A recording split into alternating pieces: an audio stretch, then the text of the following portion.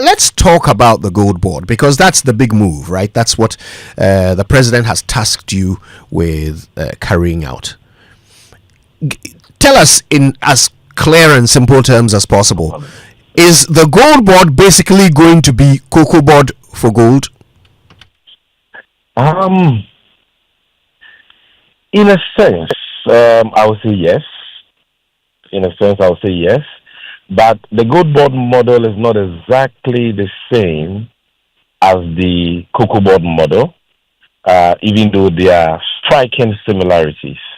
But gold is not the same as cocoa, and so you cannot market, trade, and regulate the trade of gold exactly the same way you do for cocoa.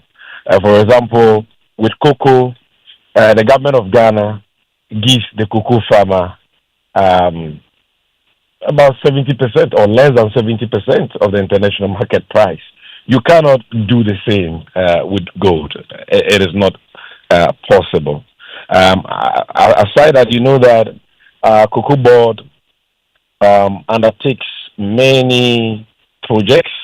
You can call them either core or non-core. That is debatable. To justify why it gives cocoa farmers below 70% of the international market price. But you cannot say the same thing for gold board, even though gold board is going to provide support for small scale miners. We are not going to be very heavy relative to such expenditures that cocoa board ordinarily engages in. So there are some differences, but where the similarities, lie has to do with the fact that we are going to gold board is going to be that central agency that is responsible for the trading of gold from small scale and to some extent large scale mining in Ghana. What do I mean by this?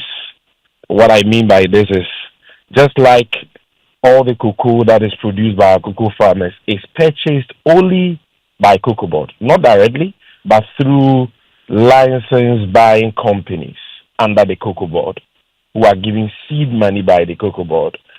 That is the same model that gold board is going to use. All gold produced by small scale miners in Ghana will be purchased by licensed agents of the gold board.